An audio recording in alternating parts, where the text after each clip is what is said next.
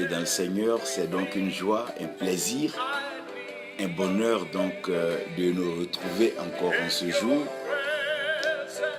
Pour nous ici à Bobo du Lasso, nous avons eu une belle visitation de l'Éternel, la bénédiction de l'Éternel au travers de la pluie, une très belle pluie qui a arrosé le sol et qui a certainement éradiqué le malheur, la pandémie, la maladie et la souffrance. Et nous vous souhaitons la même chose un peu partout dans le monde, là où vous vous trouvez, que le vent soufflé par l'Éternel balaie le mal, la malédiction, la mort et le malheur. Nous saluons ceux qui sont avec nous et nous croyons que la paix de Dieu va demeurer avec vous.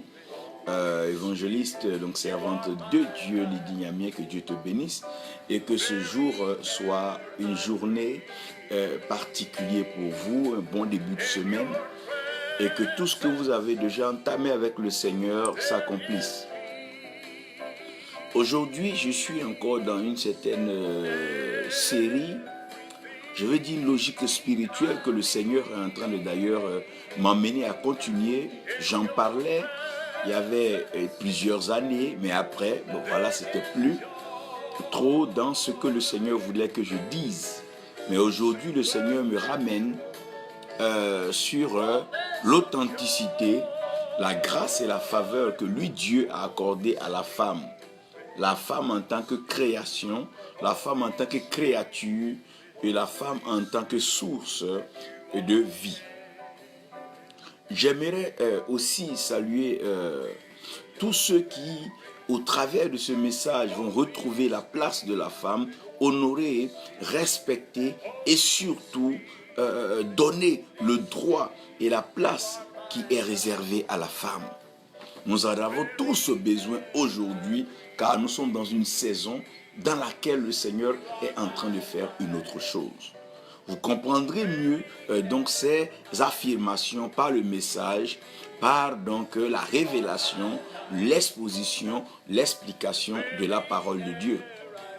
L'amour produit toujours la résurrection.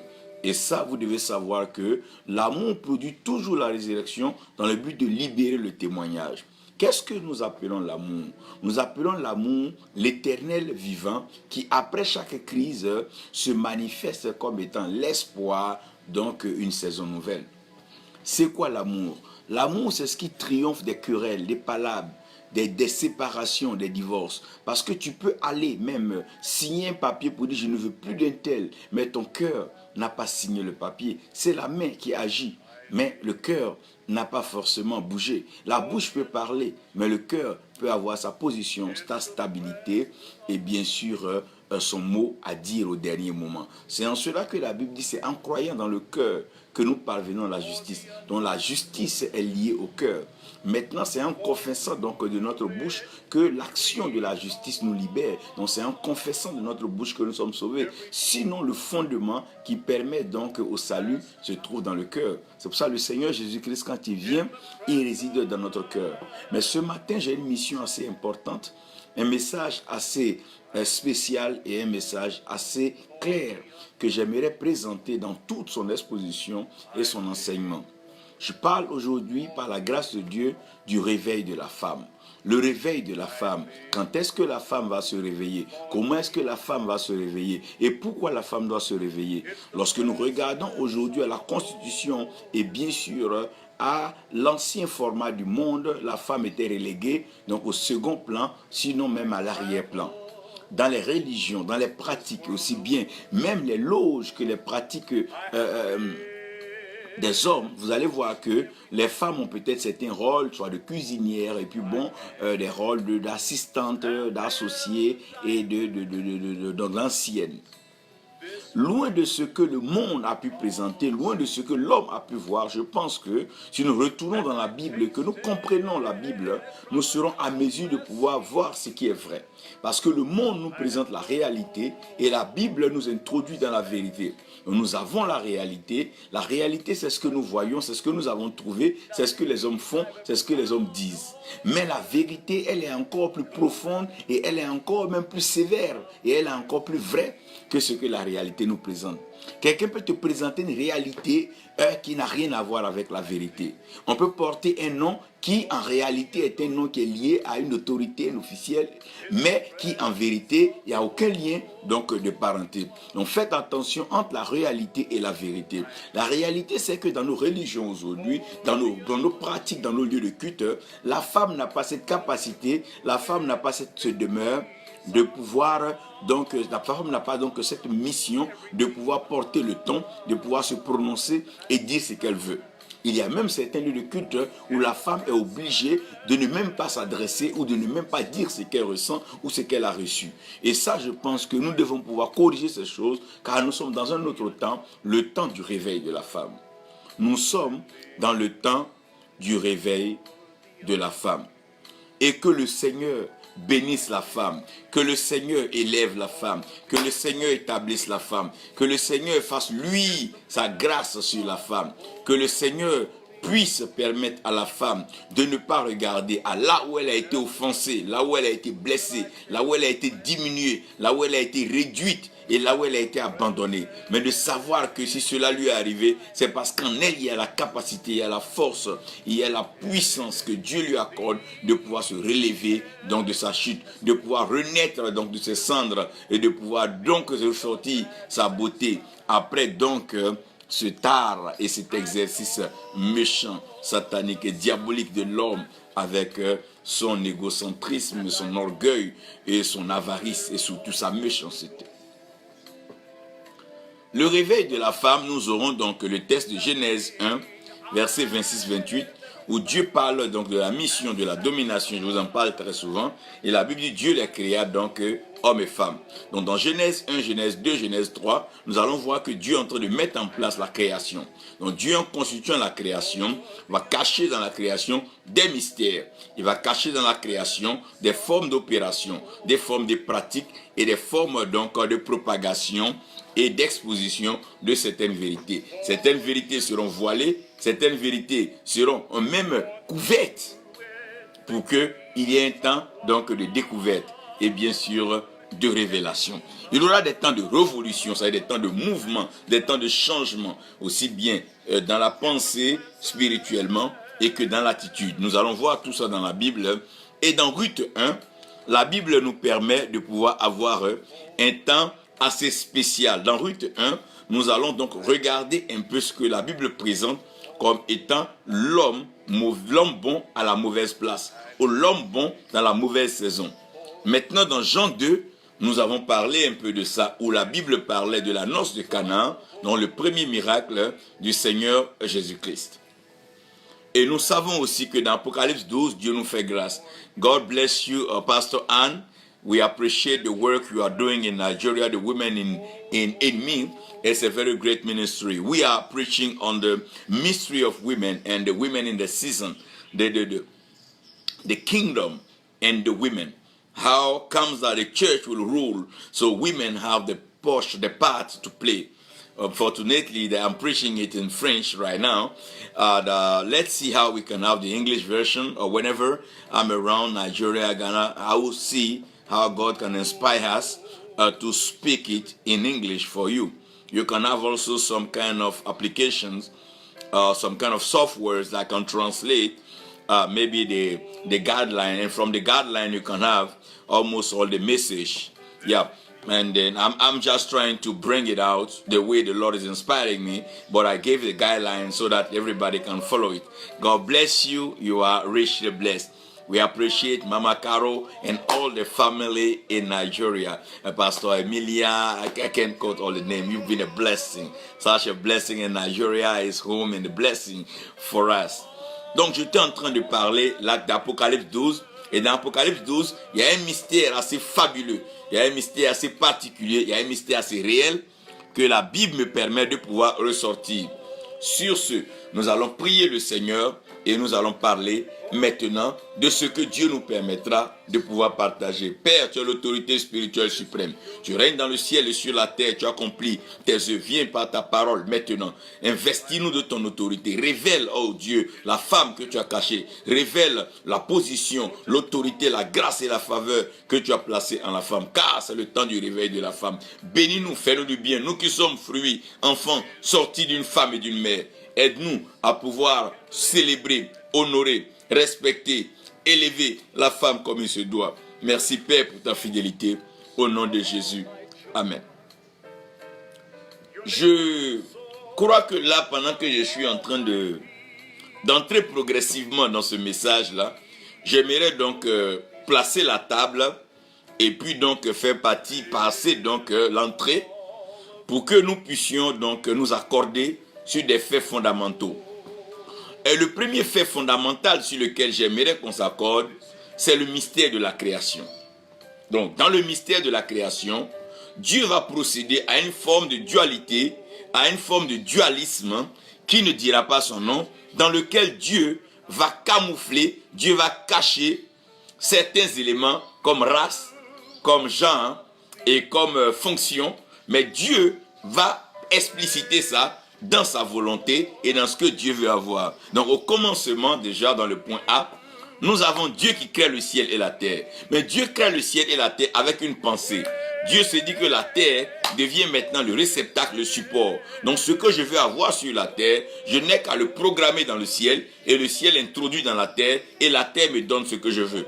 Osée 2, verset 21-23 nous dira que dans les derniers temps, Dieu exaucera le ciel et le ciel exaucera la terre. Donc ça veut dire que Dieu, en créant le ciel et la terre, Dieu donne la mission au ciel de pouvoir donc penser, de pouvoir concevoir, et il donne la mission à la terre de pouvoir exécuter, de pouvoir implémenter et de pouvoir reproduire exactement ce que le ciel a pensé. C'est aussi clair parce que quand Dieu va créer, Dieu va dire créons l'homme à notre image, faisons l'homme à notre image et à notre ressemblance. Dieu dit cette pensée depuis le ciel, car le ciel est son trône, mais pour l'accomplissement, pour la réalisation et pour l'implémentation, dans l'exécution de ce programme, Dieu va mettre sa main dans la terre. Donc ce qu'il a dit au ciel, il va mettre sa main dans la terre. Donc dans la mission divine, il y a un temps de parole, il y a un temps d'exécution.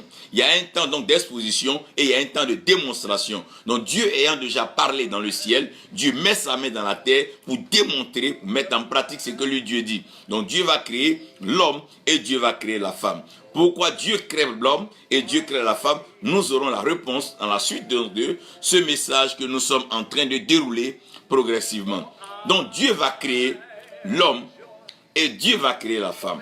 Il aurait pu seulement en faire homme ou il aurait pu seulement en faire femme, mais Dieu crée l'homme et Dieu créa la femme. Et la Bible dit Dieu les créa mâle et femelle. Ça c'est bon ça. Et en même temps, dans le mystère de la création, Dieu va permettre qu'on puisse avoir la notion de père et la notion de mère. Dieu étant notre père, le ciel étant notre père et la terre étant donc notre mère. La Bible dit personne n'a quitté son père et n'a quitté sa mère, si ce n'est donc le Fils de l'homme. Alors que Jésus-Christ, c'est lui qui quitte le Père en quittant le ciel et en quittant la terre, quitte la mer. Donc nous avons la compréhension que le Père et la mère ont des fonctions et des fonctions assez précises.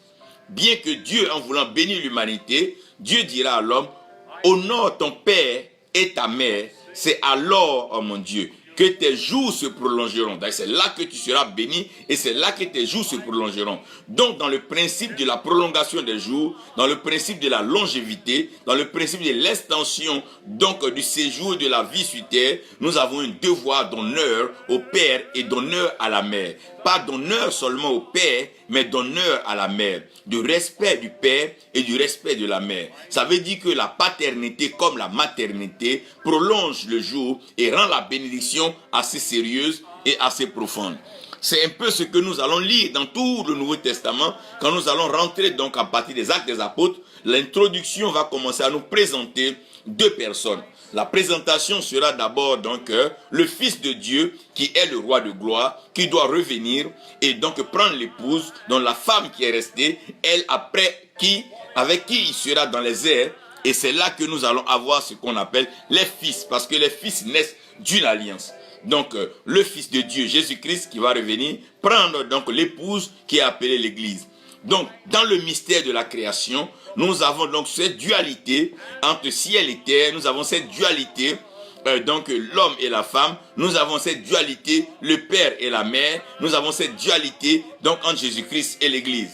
Vous allez voir qu'il y a des moments dans la Bible, lorsque Dieu va commencer à opérer sur la terre, Dieu va commencer à prendre le décret depuis le ciel. Et c'est depuis le ciel que la terre va pouvoir donc s'exécuter. Et Dieu dira librement à l'homme, selon les principes établis par la création, que ce que l'homme va lier sur la terre sera lié au ciel, ce que l'homme délie sur la terre est délié au ciel. En d'autres termes, loin donc de dire qu'ils sont d'une adversité, d'une opposition, mais il y a une symbiose, il y a une collaboration. Il y a même, je veux dire que une certaine alliance, une compréhension qu'on ne peut jamais dissocier l'un de l'autre. Quel que soit le lieu de la terre où tu te trouveras, tu verras le ciel. Quel que soit le lieu où tu te trouveras sur le ciel, tu verras la terre. Dieu a fait de telle sorte que la terre et le ciel, oh mon Dieu, marche dans une certaine prolongation, dans une certaine continuité et dans une certaine éternité. Même dans l'Apocalypse, quand la Bible parlera de l'ancien ciel qui passera, la Bible ne mettra pas aussi que l'ancienne terre passera. Donc ce qui arrive au ciel arrive à la terre, et ce qui arrive à la terre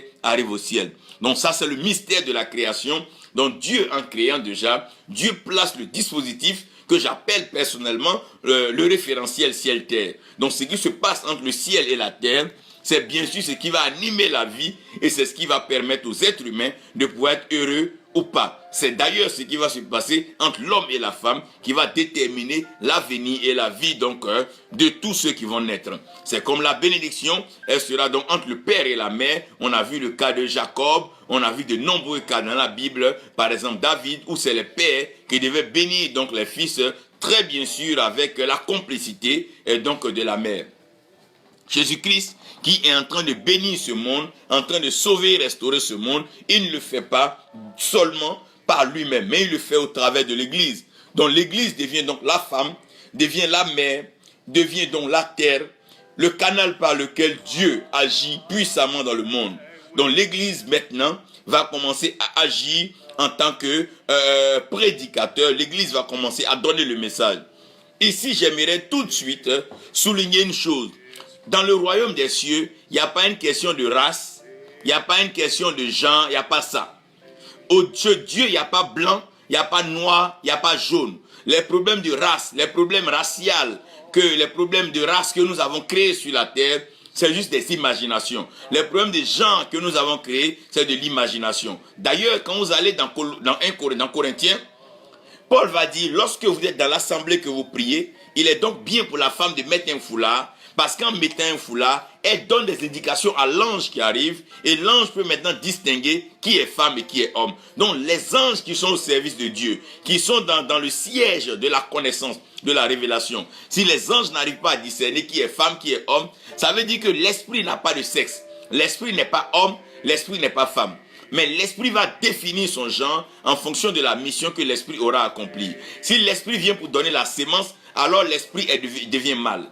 Mais si l'esprit vient pour recevoir la sémence et pouvoir donc l'incuber, pour pouvoir produire donc le fruit, alors l'esprit devient femelle. Ça veut dire quoi? Lorsque le monde est en train de recevoir la parole de Dieu, l'église devient maintenant mâle et le monde devient femelle. Parce que c'est le mâle qui donne la semence et c'est la femelle qui reçoit la semence. Mais lorsque c'est Jésus-Christ qui envoie sa parole à l'église, l'église est donc la femelle, la femme, et Jésus-Christ devient l'homme. Donc comprenez que cette notion de femelle, cette notion de race, cette notion de peuple, c'est des choses assez complexes dans lesquelles l'homme s'est mis volontairement pour participer, contribuer à la destruction de l'humanité. Sinon, quand Dieu parle de mâle, Dieu parle de celui qui donne la sémence, et quand Dieu parle de femelle, Dieu parle de celle qui reçoit la sémence et qui a la capacité de pouvoir couvrir la sémence, garder la sémence et manifester la sémence.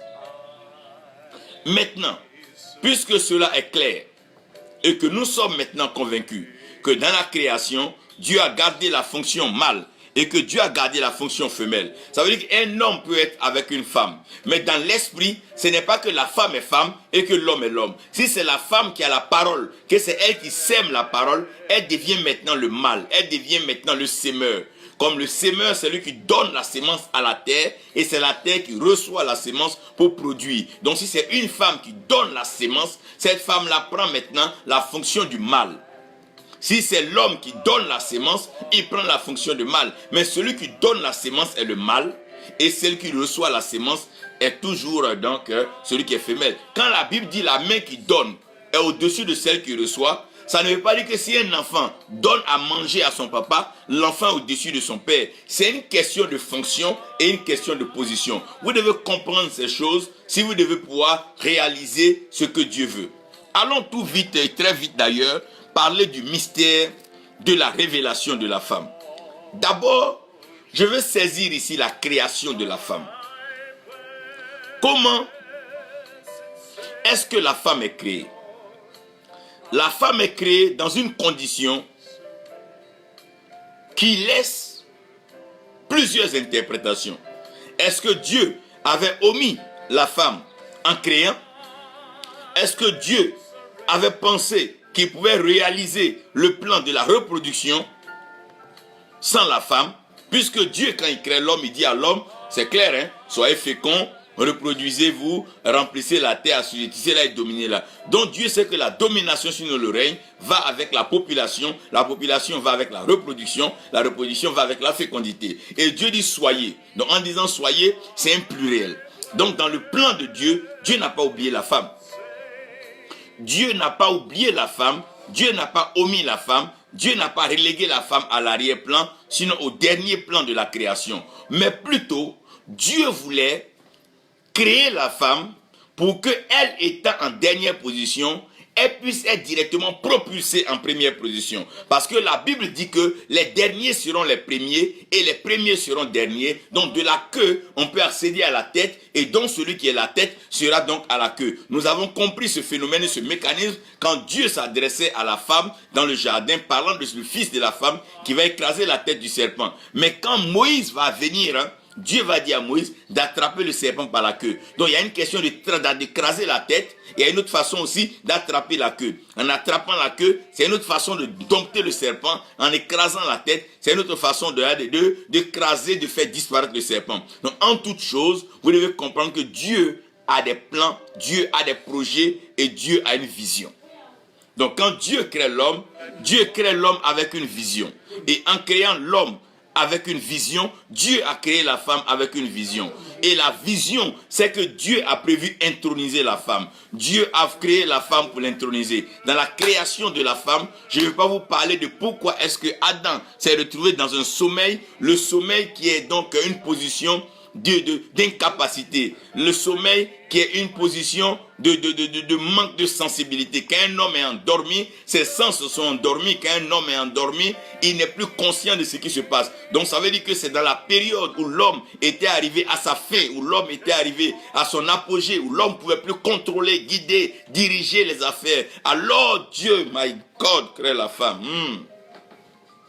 Parce que le sommeil, c'est aussi symbole de la mort. Le sommeil, c'est le symbole de quelqu'un qui n'est plus actif, qui n'est plus pensant donc dans le monde invisible, mais qui est donc entraîné quelque part dans les rêves.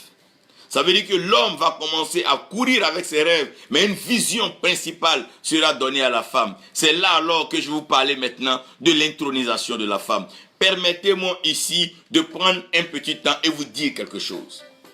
L'intronisation de la femme. Premièrement, la femme est intronisée parce que quand on parle d'intronisation, on parle de prendre quelqu'un et l'établir sur un trône. Alors que vous savez qu'on ne peut pas passer au trône sans traverser l'autel. Donc l'autel et le trône sont bien sûr deux amis qui ont un langage de compréhension. Quand tu passes par l'autel, tu arrives au trône. Donc chaque sacrifice que tu fais t'amène à un trône. En fonction de la dimension de ton sacrifice, il y a un trône qui t'est réservé et il y a un trône qui t'est préparé. Comprenez-moi ainsi. Ça veut dire que quand un roi doit être intronisé, il y a un sacrifice qui doit être fait. Et le sacrifice est reconnu par quoi? L'effusion de sang. Quand Adam et Ève pêchent dans le jardin, Dieu vient dans le jardin et dans le jardin, Dieu ne se gêne pas. Il va immoler l'animal. Donc en immolant l'animal, il restaure déjà la nature, l'identité de l'homme parce que sans effusion de sang, il n'y a pas de pardon de péché. Donc quand le péché n'est pas pardonné, il n'y a pas élévation. S'il n'y a pas élévation, il n'y a pas établissement.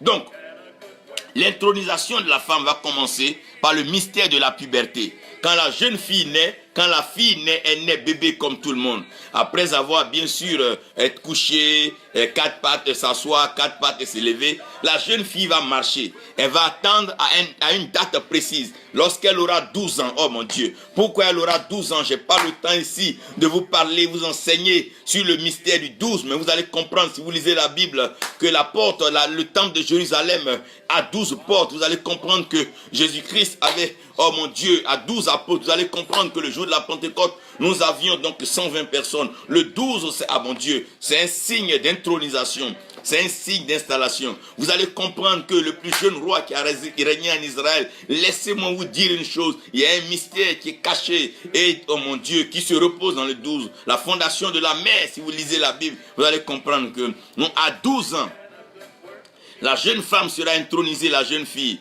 sans être blessée, sans l'épée, sans une verge, non, sans un couteau, non. Elle va commencer à perdre le sang, alors que le sang attire les esprits. Là où le sang verse, l'esprit, oh mon Dieu, est invoqué, l'esprit est attiré. À 12 ans, la jeune fille va faire sa puberté. Et pendant cette puberté, elle va commencer à passer d'une transition de jeune fille à la mère. Ça veut dire qu'à partir de cet instant-là, elle peut pouvoir enfanter. Or, elle peut enfanter. My God, laissez-moi vous expliquer une chose. L'intronisation de la femme, c'est le mystère de la puberté. Et à 12 ans. Je vous expliquerai encore bien pourquoi. Parce que Jairus avait ce problème. Et la fille de Jairus, qui était le chef de la synagogue, la fille de Jairus était morte. Pourquoi? Parce que lorsqu'une fille atteint 12 ans, elle doit pouvoir sécréter, elle doit pouvoir donc manifester le sang. Si elle ne manifeste pas le sang, c'est qu'elle ne vit plus parce que l'âme vit dans le sang. Et voilà que la fille de Jairus arrive à 12 ans, elle n'arrive pas à donner du sang. Et comme elle n'arrive pas à donner du sang, alors elle meurt. Et pendant que la fille de Jairus meurt à 12 ans parce qu'elle n'arrive pas à donner du sang, de l'autre côté, nous avons l'abondance, une source intarissable de sang. Une femme qui perd le sang pendant 12 ans, elle ne meurt pas, elle ne maigrit pas, elle n'est pas amaigrie, mais elle ne fait que perdre le sang. Le sang sort d'elle. C'est cette source que le Seigneur veut nous présenter. Ce sang, oh mon Dieu, ce sang qui coule depuis les générations, d'année en année, et qui lave nos péchés, qui nous purifie de nos péchés. Ce sang qui nous réconcilie à Jésus-Christ et à Dieu. Cette femme perdait le sang pendant 12 ans. Et la femme qui perdait le sang pendant 12 ans, elle est venue par derrière, parce que c'est dans le dos que Dieu cache les choses que Dieu va révéler demain. Il dit, Moïse, tu ne peux pas me voir de face, mais mets-toi quand je passerai, tu verras mon dos, tu verras mon... Ah my God. Il est en train de cacher la grâce qui est en train de se manifester. Pendant que dans la synagogue, la loi avait déjà tué la fille de Jairus. Pourquoi? Parce que lorsqu'on manque d'introniser la femme, on la tue. Lorsqu'on ne met pas la femme à sa place, lorsqu'on ne lui donne pas la liberté d'expression, de manifester le sacerdoce, la grâce qui est en elle, on l'étouffe et on la tue. Trop de femmes sont étouffées, trop de femmes sont tuées ça et là parce qu'on ne leur donne pas l'occasion d'exprimer cette inspiration, cette faveur, cette bénédiction que Dieu a placée en la femme. Ouh! Oui, pendant que la jeune fille, la fille de Jairus, à 12 ans, mourait parce qu'on lui donnait pas le sang. On ne l'approchait pas du sacré. On ne lui donnait pas une place de s'exprimer. Mais la femme sait des choses que l'homme ne sait pas. La femme, quand l'homme était endormi pendant la création, quand l'os est sorti, il y a des choses que la femme a vues, l'homme était encore endormi. Le réveil de la femme va nous donner des choses que nous ne comprenons pas. Quand le serpent venait dans le jardin, l'homme ne l'a pas vu. Mais c'est avec la femme il a parlé. Il y a des choses que la femme sait que l'homme ne sait pas. Et la vraie est l'une des seules fois où la danse a coupé la tête de ceux qui sont nés de la femme étaient le plus grand.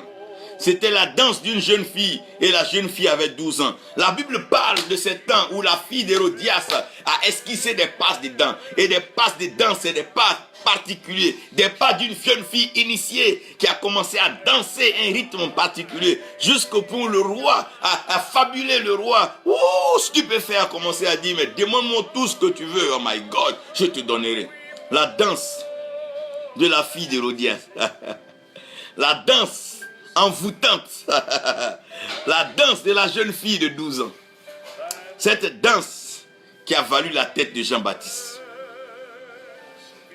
Cette danse qui a coupé la tête de Jean-Baptiste. Comme pour dire qu'il y a un mystère en la femme qui peut éteindre la voix de tout homme qui parle.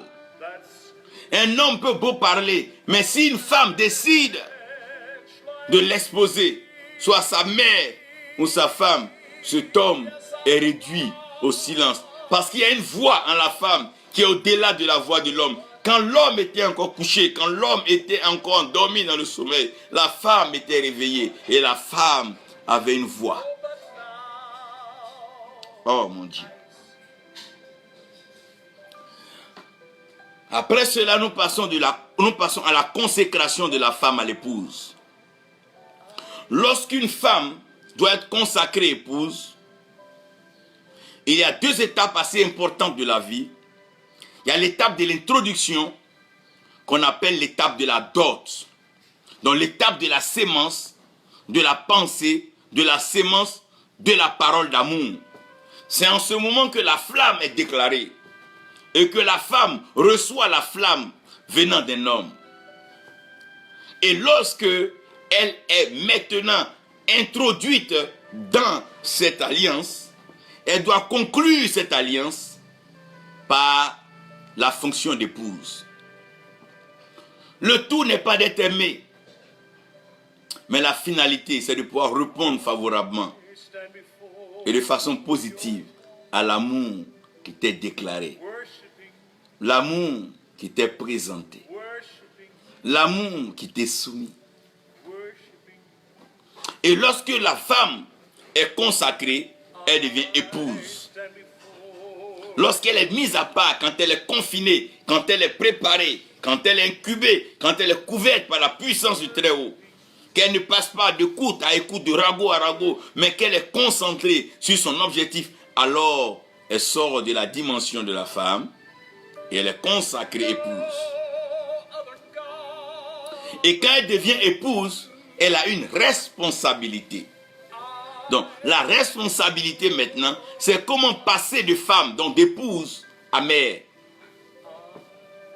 C'est là qu'elle doit pouvoir intercepter la sémence. Le spermatozoïde, il est petit, il est carrément invisible. Elle doit pouvoir capter les traits, elle doit pouvoir capter le visage, elle doit pouvoir capter l'image de l'homme au travers d'un jet d'eau, le sperme, et reproduire un homme qui ressemble, oh mon Dieu, à son géniteur. Ouh! Quelle grâce, quelle faveur, quelle bénédiction la femme représente. Quelle grâce, quelle faveur, quelle bénédiction qu'elle représente. Elle est capable à travers d'un jet d'eau, le spermatozoïde, capter ce liquide-là et reproduire l'image, oh my God, et la ressemblance, les valeurs, l'attribut, très souvent la taille, la corpulence et le potentiel de l'homme qui est là alors engrossé. C'est là où la femme entre dans sa responsabilité, comme l'Église. L'Église sort du monde et l'Église assume sa responsabilité. Elle doit sauver des âmes, elle doit donner vie à des personnes qui étaient mortes dans leurs péchés. L'Église doit arriver à prendre les gens et les transformer, les présenter à l'image, mon Dieu, de Christ Jésus, notre Seigneur et notre Sauveur. C'est une responsabilité. L'église n'est pas une boutique, c'est pas un magasin, c'est pas un lieu où on vient donc vendre les illusions, dire ce qu'on pense. Non, non, non. C'est pas un lieu donc de fafaronnade, de camaraderie, mais c'est un lieu de responsabilité. On n'ouvre pas une église parce qu'on veut, mais c'est une responsabilité. Jésus-Christ dit, je bâtirai mon église parce que la mère est une responsabilité. Oui, on peut être jeune fille, on peut être femme, oui, oui. Mais quand on est mère, c'est une responsabilité. Parce qu'on donne vie, on préserve la vie et encore on préserve sa propre vie. Nous bénissons toutes les mères.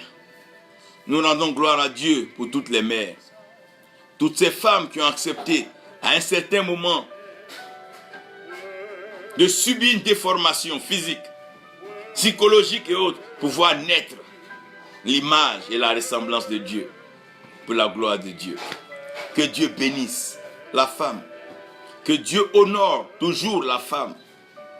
Et que la femme soit comblée. Que l'église soit honorée. Que l'église soit élevée. Que l'église soit enlevée. Que l'église soit établie au sommet de toutes les puissances de la terre. Que l'église ait le règne la domination, la puissance et la force.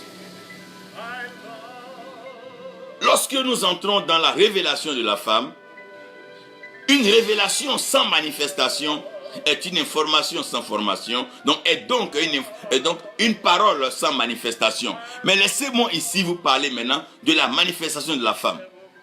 Premièrement, l'inspiration de la femme. La première déclaration d'Adam et la deuxième déclaration d'Adam. Les paroles fortes d'Adam ont été inspirées par la femme. Dieu crée la femme et Dieu amène la femme auprès d'Adam. Quand Adam se réveille de son sommeil, nous savons que quand l'homme se réveille de son sommeil, il cherche d'abord à mettre ses esprits en place et se mettre bien, synchroniser les choses avant de commencer à parler. Mais dès le réveil d'Adam, oh mon Dieu, Adam n'a pas laissé quelqu'un lui poser une question. Il s'est ni adressé au Créateur, il ne s'est pas adressé à la création. Non, il a regardé la femme qu'il avait et sous l'inspiration, oh mon Dieu, la beauté de cette femme, Adam a commencé à prophétiser lui seul. Adam, oh mon Dieu, Adam dit, voici la chair de ma chair, voici l'os de mes os. Adam commence à parler, mais puisque Adam était dans un sommeil, comment Adam a su que c'est son os qui a été donc pris? C'est là l'inspiration. Lorsque tu vois ce qui est beau, quand tu vois ce qui est bien fait, tu entres dans une autre dimension. Tu te transcendes pour aller cueillir et creuser dans là où tu n'avais pas l'habitude de partir. Adam n'a pas parlé seulement de sa chair. Il dit, voici la chair de ma chair, mais voici l'os de mes os. La femme est la source d'inspiration. La femme inspire l'homme. La femme pousse l'homme à se surpasser. La femme inspire l'homme à travailler. La femme inspire l'homme à gagner en galanterie, en qualité, en beauté, en méthode d'expression. La femme arrive à rendre l'homme galant, courtois. La femme est une inspiration, car c'est un être entier qui inspire l'homme. Oh mon Dieu. La femme, l'inspiration de l'homme. La deuxième manifestation de la femme, c'est la manifestation de la femme en statuette de sel. Quand vous allez lire Nombre et que vous lisez encore Lévitique, Dieu parle d'une alliance qu'il établit avec ses serviteurs, les Lévites, qui est une alliance de sel. Et cette alliance-là est une alliance éternelle, c'est une alliance à perpétuité que personne ne peut briser. Dieu dira alors que tout sacrifice qu'on lui envoie doit être donc touché par le sel. Donc tout sacrifice doit donc être touché par le sel avant que Dieu n'approuve. Jésus-Christ, en parlant, dira que nous sommes le sel de la terre, alors que le premier être à pouvoir être transformé en sel était la femme. La Bible parle donc de l'histoire de Sodome et Gomorrhe pour que vous puissiez me suivre, où après que Sodome et Gomorrhe soient arrivés à un niveau vraiment d'ignominie, de péché, de criminalité, Dieu a décidé de détruire Sodome et Gomorrhe. Et alors les anges sont partis. Après donc la destruction de Sodome et Gomorrhe, Lot et ses filles avec sa femme sortent de Sodome et Gomorrhe. Ils quittent Sodome et Gomorrhe, mais les habitudes de Sodome et de Gomorrhe ne les quittent pas. Tu peux quitter une situation, mais les habitudes ne te quittent pas. Parce que tu as vu, tu as tendance à vouloir reproduire. Donc, lorsqu'ils vont quitter, Dieu sachant ce qui va arriver, il devait alors placer l'alliance éternelle qui est l'alliance de sel. Donc, la femme de l'autre va se retourner. Elle va se retourner. Quand elle va se retourner, elle va être transformée en statuette de sel. Et quand elle devient une statue de sel, ça veut dire que le sel arrête le péché, le sel arrête l'effusion du sang. Là où il y a le sel, vous allez comprendre que le sel arrête tout ça. C'est le sel qui donne un goût à la vie. Après, jusqu'à qu'elle soit transformée en statue de sel, les filles de Lot, elles vont enivrer leur père. Et elles vont sortir avec leur père, elles vont coucher avec leur père, elles vont connaître leur père. Le même péché pour lequel Dieu a détruit Sodome et Gomorrhe. Dieu dans sa justice, pourquoi ne détruirait-il pas les filles de Lot et Lot? Mais à cause de la statue de sel. Parce que le sel est le symbole donc de l'alliance éternelle qui est établie par les sacrificateurs. Donc la femme de Lot, en devenant donc la statue de sel, elle devient maintenant un garant, un sacrifice, oh mon Dieu, de l'alliance éternelle. Elle vient rappeler à Dieu, comme tu as vu le sel, c'est une alliance éternelle. Avant que l'argent ne soit créé, que les courriers deviennent le moyen par lequel l'univers, l'homme échangeait, par lequel il y avait les ventes et les achats, c'était par le sel. Tous les liquides qui sont sur l'homme, la sueur, la salive, les larmes, les narines, les morves et même les spermes et le sang, tout cela est salé parce que Dieu a tissé une alliance de sel. Et le sel, mon Dieu, c'est le sel qui a une action ponctuelle sur le sang. Quand on parle de la tension, on parle de la tension artérielle. C'est le ciel, c'est le sel qui produit cela. Oh mon Dieu. Et la femme est manifestée comme statuette de sel. Gage d'alliance, gage de continuité de vie. La femme dans l'autorité spirituelle. La femme dans l'autorité spirituelle, je vais vous expliquer un peu. Le prophète Élie est un prophète qui a manifesté le feu dans toute son excellence et dans toute sa beauté et toute sa clarté. Il pouvait commander le feu et le feu pouvait descendre à sa volonté. Il avait donc libre cours de faire donc manifester le feu. Élie l'a manifesté ça et là jusqu'au point où Élie a convoqué pour une adversité qui ne peut pas s'expliquer 450 prophètes de Baal et 450 prophètes d'Ataté, y compris bien les accessoires, donc au moins 900 personnes contre Élie seul. Mais les 900 personnes n'ont pas pu faire peur à Élie. Ils n'ont pas pu faire fuir Élie. Élie est resté et Élie a tenu ce défi. Et Élie a d'ailleurs même convoqué le feu et le feu est descendu du ciel, prouvant bien sûr que l'Éternel est Dieu, réconciliant son peuple avec lui et qu'Élie étant son prophète envoyé de Dieu. Après avoir fini cela, Élie va se retrouver menacé par une femme. Lorsque la femme menace Élie, Élie fuit. Le grand prophète Élie, celui qui parle et le feu tombe, celui qui manifeste le feu comme il veut, mais la femme le menace. Et Élie fuit. Non seulement il fuit, mais il veut même se donner la mort parce qu'il ne sait même plus où il va se cacher. L'autorité spirituelle, l'autorité de la femme. Quand la femme veut détruire, frère. Quand la femme veut tuer, frère. Quand la femme veut faire du mal, frère. Quand la femme devient méchante, frère. Oh mon Dieu. Quand la femme décide de s'accorder avec la femme, elle a une autorité que personne ne peut vaincre. Quand une femme t'aime, elle est prête à tout pour toi. Mais si jamais,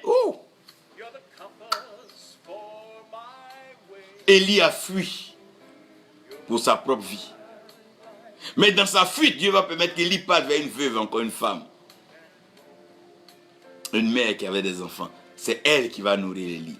Dieu sait qu'il y a une autorité, une grâce, une faveur en la femme. Maintenant, je parle de la manifestation de la femme comme étant la sage femme.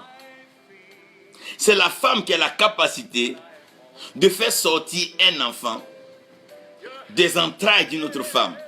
Oh mon Dieu.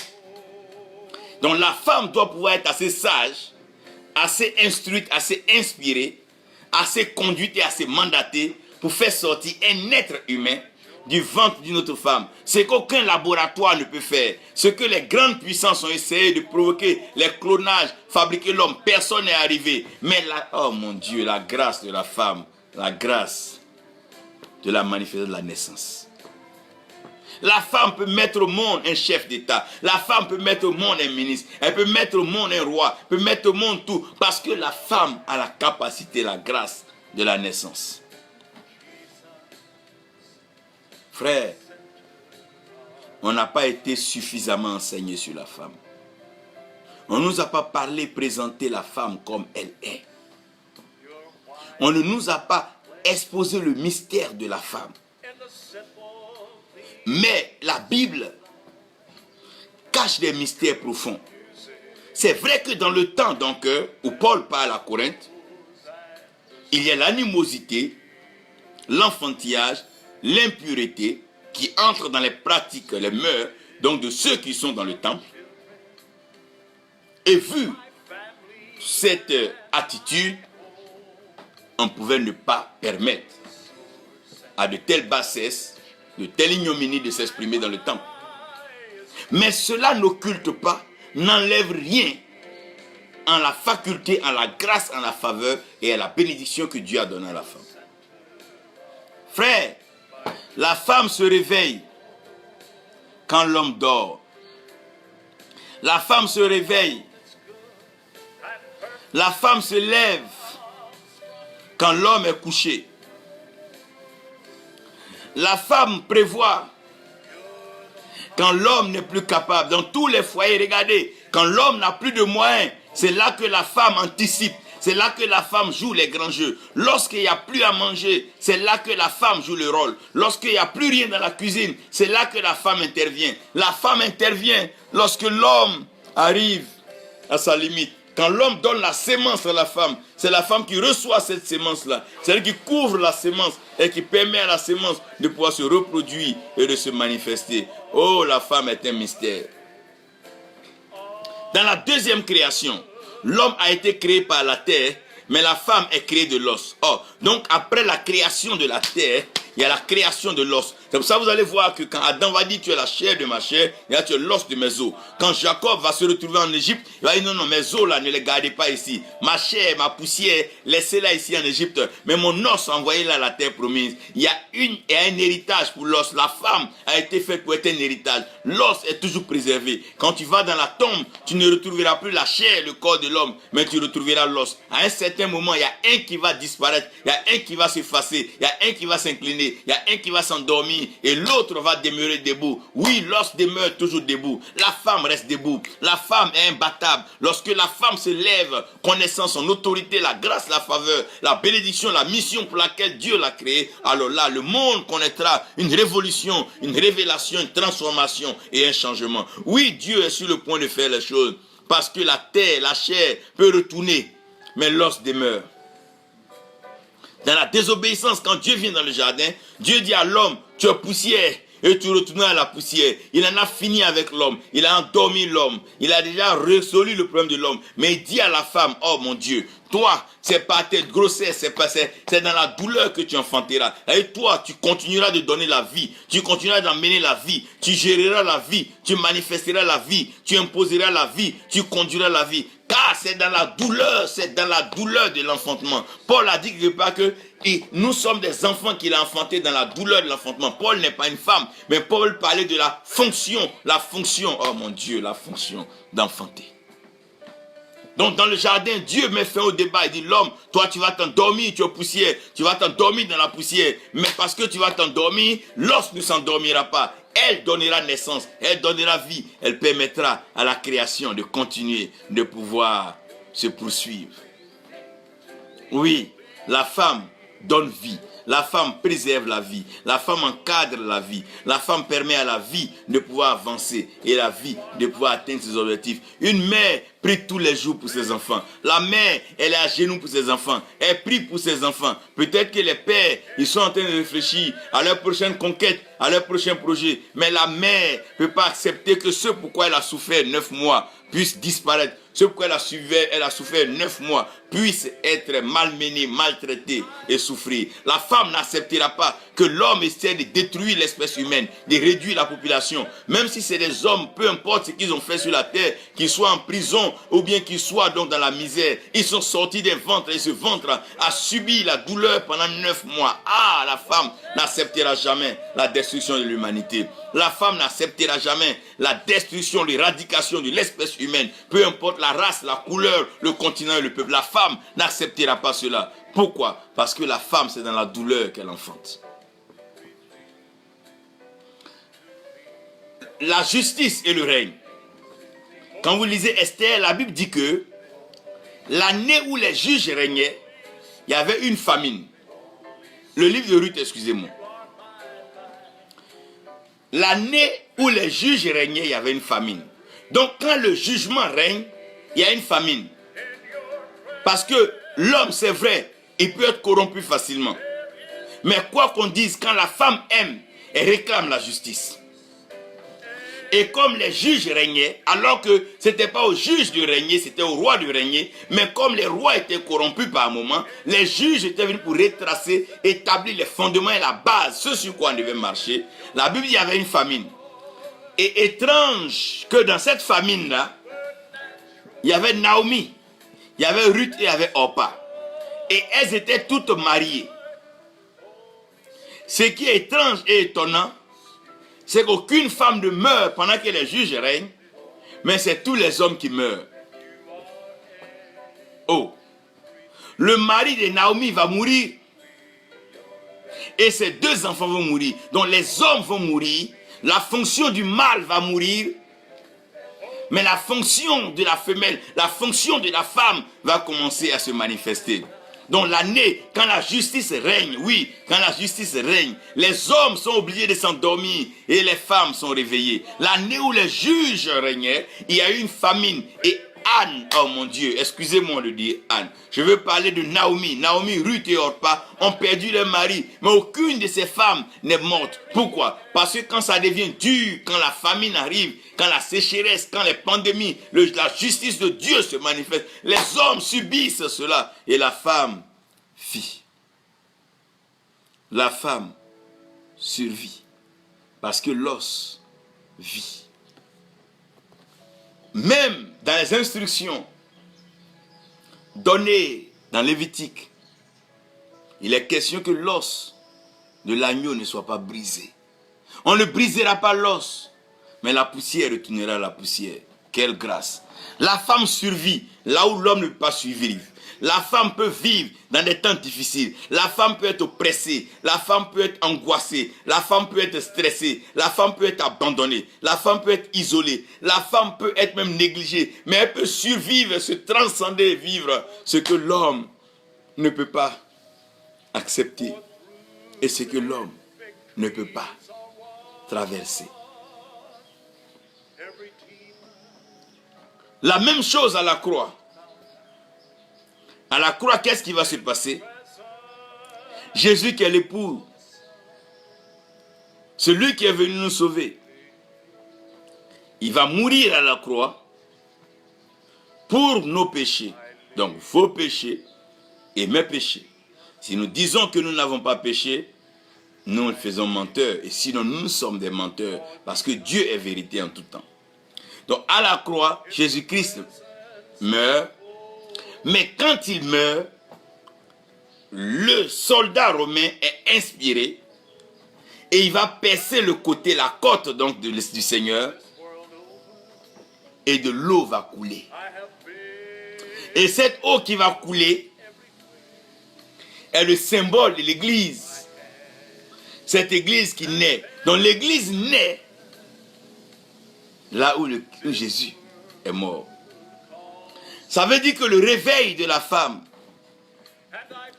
commence toujours lorsque la limite, le sommeil, la mort prend l'homme. Les hommes ont passé beaucoup de temps à empêcher le ministère de la femme, à critiquer ce ministère, à prêcher contre ça, à se braquer contre ça, à dire toute forme de choses. Mes frères, après tout ce que l'homme a dit, qu'est-ce qui est en train de se faire voir? L'espèce humaine est menacée. La création est menacée. Il est temps que la femme se lève. J'ai entendu parler de l'histoire d'un peuple, les Baoulés, où il était question de guerre. Tout le monde était donc paniqué. Tout le monde était pris de panique. Et chacun dans la peur, dans la psychose, chacun fuyait. Tout le monde fuyait. Et arrivé quelque part devant les eaux, personne ne pouvait traverser. Les animaux marins étaient dans une certaine transe, une envie de déchirer, déguster de la chair humaine, parlant des crocodiles, des hippopotames et tout ce que vous pouvez imaginer, jusqu'à ce que la femme s'approche de l'eau et qu'elle prenne ce qu'elle a, son enfant. Oh mon Dieu, lorsque les bergers, lorsque les mages sont arrivés, ils n'ont pas trouvé Joseph, ils ont trouvé la mère et ils ont trouvé l'enfant à côté de la mère. Toujours l'enfant est à côté de la mère. L'enfant naît toujours entre les jambes, naît toujours au pied de la mère, mais pas au pied du père. Ouh! Elle va donner son enfant. Ce qui va être traduit par Baouli qui dit l'enfant est mort. Et depuis ce temps, les hippopotames vont établir donc un pont pour permettre à tout le peuple entier de passer. Quelle bravoure! Quelle inspiration! Quelle révélation de la femme! Qui d'autre a donné son fils unique, si ce n'est l'Éternel Dieu qui a tant aimé le monde qu'il a donné son fils unique, avec quiconque croit en lui ne périsse point, mais qu'il ait la vie éternelle. Oui, la femme pour sauver son peuple, la reine pour sauver son peuple, pour pouvoir fortifier, établir son règne. Oui, elle a donné son fils unique, qui a apporté, qui a envoyé cette notion de Baouli que nous appelons Baoulé pour certains, pour dire que l'enfant a été donné et l'enfant est mort. Quand nous parlons du salut, nous parlons du Nouveau Testament, nous parlons de la vie éternelle. La vie éternelle se traduit par quoi? Le Fils est mort. Mais encore plus, oh mon Dieu, ce qui fait la différence, c'est que le Fils qui est mort, il est ressuscité. Oh mon Dieu, il est ressuscité. Je parle de la résurrection de la voix de la femme. La femme parlera. La femme sera intronisée, la femme sera couronnée. On mettra la couronne sur ta tête. On te fera asseoir, on te coûtera. Car il y a des choses que tu as dit. Il y a la dureté, oh mon Dieu, de l'os. L'os ne peut pas être brisé. L'os ne peut pas être cassé. L'os cache la moelle. Et ce qui rougit le sang est caché dans l'os. Il y a un mystère, il y a des choses qui sont en la femme. La femme peut parler car elle est le berceau de l'humanité. Elle est la mère de la création. Oui, c'est elle, Adam dit, j'appellerai donc ma femme Ève pour dire quoi? Elle est la mère de tous les vivants. C'est le temps, c'est la saison. L'église parlera, la femme s'adressera, la femme fera asseoir les hommes et elle leur dira, voici en fait ce que la vie est. Voilà ce que nous avons enduré, voilà ce que nous avons préservé, voilà ce que nous avons protégé pour votre bien. La femme parlera. Oui! Le réveil de la femme. J'ai lu toute la Bible. Je n'ai pas vu une personne qui a gagné toute une ville, toute une cité. Mais la Bible parle d'une certaine femme qui rencontra le Seigneur Jésus au puits donc de Jacob. Et cette femme-là, elle était samaritaine. Après avoir échangé, après avoir partagé, après que la femme ait reçu toute la révélation, elle est partie. La Bible dit qu'elle a gagné toute la Samarie. On a vu de grands miracles que le Seigneur a fait. Des gens qui ont été touchés. On n'a pas des nombres gagnés. On n'a pas des nombres touchés. Mais quand on parle de toute une ville, c'est la femme qui allait évangéliser. Quand le Seigneur ressuscite, bien sûr au tombeau, ce ne sont pas les hommes, non, ce ne sont pas les disciples qui arrivent et à qui les anges parlent, à qui l'ange parle, mais c'est les femmes qui vont au tombeau. Quand il était enseveli, c'est les femmes qui partaient l'embaumer. C'est les femmes. Dans la Bible, quand Jésus parle de quand on prêchera l'évangile, on mentionnera le nom d'une personne. C'est une femme. C'est elle qui avait répandu le parfum. C'est elle qui avait oh mon Dieu, qui avait embaumé le Seigneur son vivant. La femme est un parfum.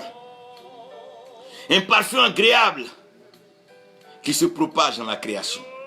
La femme est un parfum spécial, un parfum divin que les esprits sont en train d'entendre, d'écouter, de respirer. La femme a son mot à dire. Elle s'exprimera, elle parlera, elle rencontrera, oh mon Dieu, des personnes qui lui diront, c'est le temps pour toi de parler. Dieu est en train de permettre aux femmes de parler. L'esprit, la puissance du Très-Haut te couvrira, comme l'a dit Gabriel. La puissance du Très-Haut couvre les femmes et elles parleront de la part de Dieu. Dieu engagera des femmes, il les placera. Déjà, regardez en Éthiopie, la côte orientale, là-bas où l'orthodoxie, et ils ont côtoyé un peu le monde arabe. Et là-bas où la femme n'était pas en certaine position par le commerce transsaharien. Regardez aujourd'hui en Éthiopie, c'est une femme qui est chef d'État. Dieu est en train d'établir des femmes dans les nations du monde.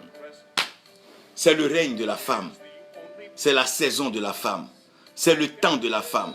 C'est la portion de la femme. C'est le tour de la femme. La femme s'exprimera et certains malheurs finiront. La femme parlera. Des pandémies disparaîtront. La femme parlera. La mort prématurée disparaîtra. Car c'est elle qui donne vie, qui est mieux placée pour gérer la vie. Que le Seigneur bénisse toutes les femmes. Seigneur, je veux prier. Je veux te rendre toute la gloire, car tu es mon Dieu, tu es mon Père, tu es l'autorité spirituelle suprême. Je te rends toute la gloire pour toutes ces femmes qui sont oubliées, toutes ces femmes rejetées, toutes ces femmes qui ont perdu leur identité, qui ont perdu le potentiel, la grâce, la faveur que tu leur as accordé. Seigneur, je prie que maintenant, ces femmes puissent se lever.